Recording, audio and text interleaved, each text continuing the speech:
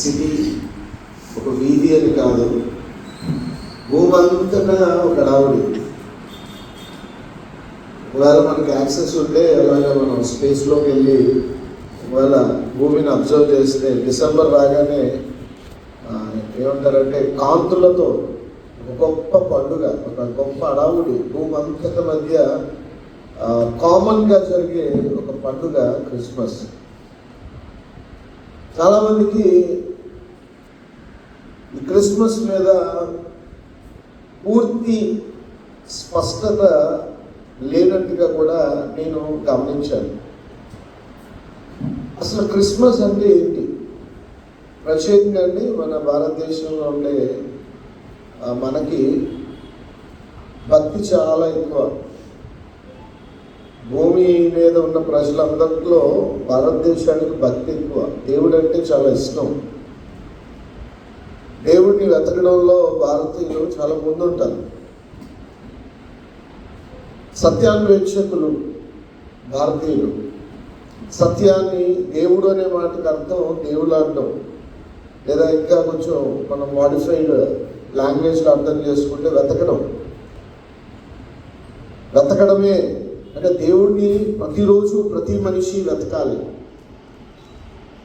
ఈ యొక్క విషయాన్ని మనం జాగ్రత్తగా అర్థం చేసుకుంటే క్రిస్మస్, స్పెసిఫిక్గా క్రిస్మస్కి వచ్చేటప్పటికి ఎక్కడో బెత్లెహేమ్ అనే ఒక గ్రామం, అది దానికి దావీదు పట్టణం అని పేరు.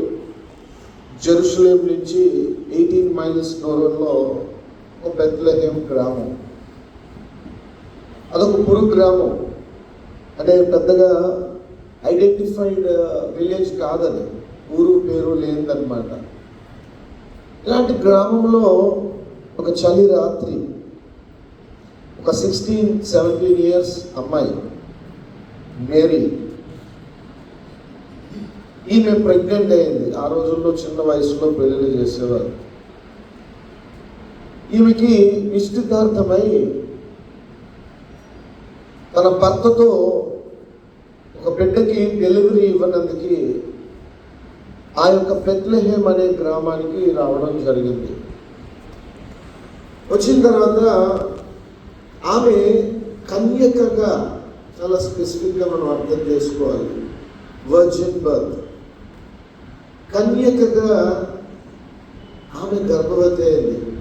హ్యూమన్ ఇంటర్వెన్షన్ లేకుండా. జనరల్గా పురుషుడు స్త్రీ కలిస్తే పిల్లలు పుట్టడం సహజం, కానీ ఇంకా గర్భవతి అవ్వడం చరిత్రలో ఎప్పుడూ జరగలేదు. అందుకే జీసస్ పుట్టుక ఒక అద్భుతం, ఒక వండర్.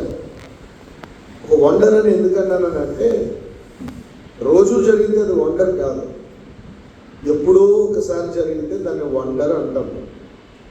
భూమి అంతటి మీద ఈరోజు ఎంతగా జీసస్ని సెలబ్రేట్ చేస్తున్నాము అని అంటే దానికి కారణం ఏంటంటే ఒక అద్భుతం, ఒక కన్యక గర్భవతి అవ్వడం. ఈమె ఆ నిషీది రాత్రి ఆ చలిలో సత్రములో వారికి చోటు లేనందున, ఎందుకంటే జనాభా లెక్కలు జరుగుతున్నాయి ఆ టైంలో, మొత్తం బిజీగా ఉంది ఆ గ్రామం, చుట్టుపక్కల గ్రామాలు. వీళ్ళకి చోటు లేనందున ఒక గొర్రెల గుహ, గొర్రెల్ని పెంచుకునే ఒక గుహ, ఒక కేవ్ ఉంటే యోసేపు తన భార్యను అక్కడ తీసుకువెళ్ళాడు. ఆల్రెడీ అందులో పుట్టిన ఆ ప్రభు గురించి నేను కొంచెం బ్యాక్గ్రౌండ్లోకి వెళ్ళి కొన్ని విషయాలు చెప్తాను.